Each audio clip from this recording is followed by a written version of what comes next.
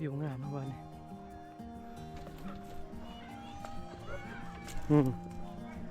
หวังว่าคงจะบ่ฮักโอ้โหกวาง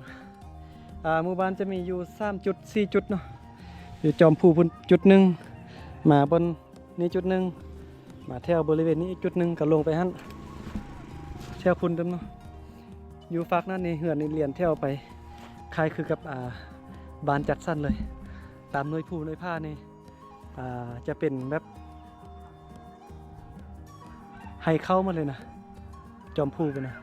เป็นไฮเข้าไฮสลีปนะเนาะเขียวงามขนาดคุ้มค่ากับการเดินทางขึ้นมาหมู่บ้านแห่งนี้เนาะวิวที่งามขนาดเบิ่งเบาลังขึ้นมานี่สาวบ้านพากันเบิ่งเลยเนาะ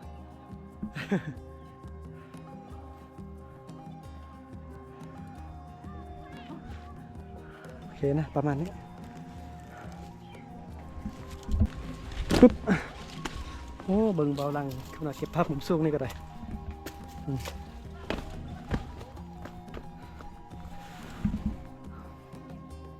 เห็นกระดงแล้วนี่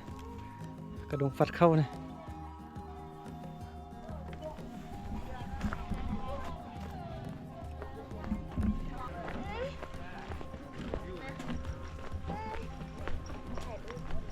บรรยากาศอยู่หมู่บ้านดันเทิงนี้เนาะ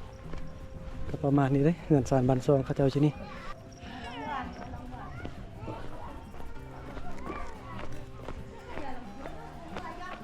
โอ้ยนี่ก็เริ่มแต่งเหือนใหม่ละเหือนก่อแบบนี้นี่โอ้มันเงินไล่ได้ใส่เงินไล่ได้จริงแล้วนะ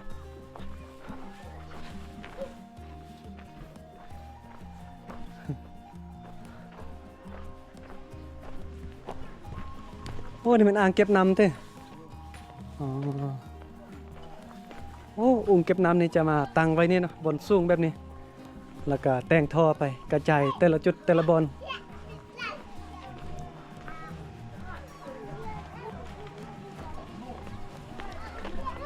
สะบานกำลังไป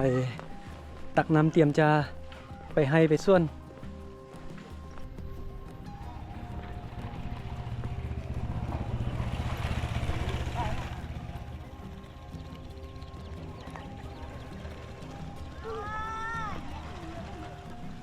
โอ้ได้ฝืดไล่เนาะยังตำเข้าอยู่บ่ตำอ่ะบางเทื่อก็ตำบางเทื่อก็ซี่ บางมือก็ตำมือก็ซี่เนาะขันน้อยนึงนี่ตำเอาเนาะเงินใจอยู่นี่เต้สร้างครอบครัวใหม่เนาะนี่เป็นครกตับเข้าเนาะเนี่ยอ้าวตับเข้าคือมีอย่างอีป่ะเนี่ยบริตำเต้ในตับอ่ะ ข้างเจ้าว่าข้างไฟเนี่ยข้างเมื่อข้างไฟเบิ่งครกตำเข้ายังเลื่อมๆเนาะยังไม่ไหม้อยู่นี่ยังเป็นหอยตำเข้าอยู่เนาะอันนั้นก็เป็นซากตำเข้าจากม้งตำเข้ามือนี่ตอนแรงก็ตำเต้ตำทุกเช้าทุกแรงเนาะ โอ้บรรยากาศดีนะอยู่บ้านนี่ตัวนะนี่ตำเข้าแล้วก็ชมวิวพร้อมเลยด้านลมก็มีบ้านคนอีกตื่มนะโรงเรียนก็อยู่ทางด้านพุ่นอีพุ่นก็เป็นให้เข้าก็ประมาณนี้เนาะโอ้งามวิวธรรมชาติอยู่นี่นี่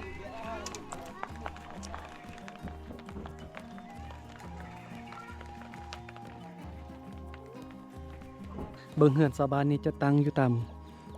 สั้นภูไปแบบนั้นเลยจะบ่ได้อยู่ตรงเพียงนะแต่งเป็นจุดเป็นบอนได้ที่สามารถแต่งเฮือนได้กับปลุกเฮือนใส่เนาะถ้าว่าจะปรับเดินแปลงเฮือนมันก็ยุ่งยากเพราะว่าถ้าจะเอารถแท็กเตอร์มาปรับเดินก็จะแพงเนาะเพราะว่าอยู่เขตดอยถ้าจะเอาคนปรับมันก็อีกอย่างมันก็ลำบากนะก็เลยว่าแต่งอยู่ตามสั้นภูเลยเอาคนปรับเดินได้นึงพอแต่งเฮือนอยู่ได้แล้วก็แต่งเลยเนาะพอได้อยู่ทงเพียงเนาะแต่ว่าชาวบ้านอยู่นี่จะส่วนหลายเนาะจะปลูกข้าวเฮ็ดให้ข้าวนี่เป็นอาชีพหลักเลยเนาะหมู่บ้านนี่นะแล้วก็เฮ็ดงานหัตถกรรมเนาะเป็นต้นแมนซ่านหวดซ่านแอบข้าวเนาะคนชาวเมืองส่วนหลายจะมาซื้อแอบข้าวมาซื้อหวดข้าวอยู่นี่ไปขายเพราะว่าชาวบ้านอยู่นี่จะแต่งแอบข้าวนี่หลายเนาะเกือบทุกครอบครัวแต่งแอบข้าวแต่งหวดข้าวขายให้คนอยู่ในเมืองนะเป็นงานหัตถกรรมงานฝีมือเนาะแล้วก็ปลูกข้าวชาวเมืองก็จะเอารถบรรทุกเนาะ มาซื้อเขาอยู่หมู่บ้านแห่งนี้ไปขายในเมืองเพราะว่าอยู่เขตนี้จะมีเขตดอยหลายเนาะชาวบ้านนิยมกันเฮ็ดให้เข้าหลายที่สุด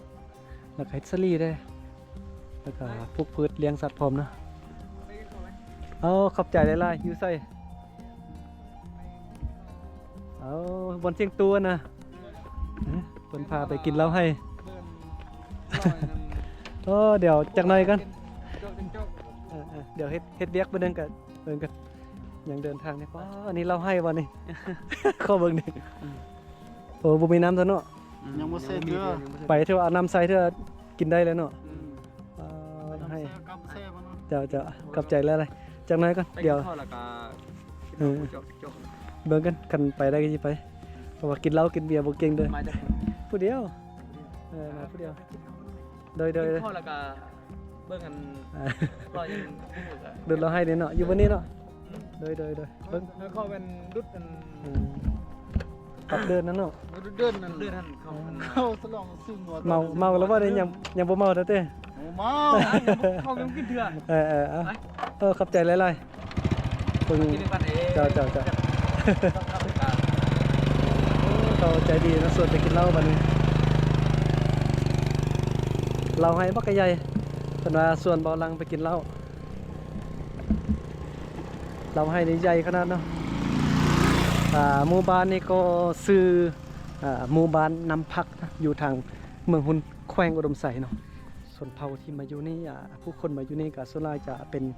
ชนเผ่ากะโมะเนาะแต่ว่าภาษากะโมะแต่ละบ้านแต่ละท้องถิ่นมันก็อาจจะแตกต่างกันเล็กน้อยเนาะนี่อยู่ทางด้านลุ่มนั้นก็จะแม่นอันบนอาบน้ำเนาะทางด้านนั้นก็จะแม่นคอกหมูเลี้ยงหมูเลี้ยงหยังนะ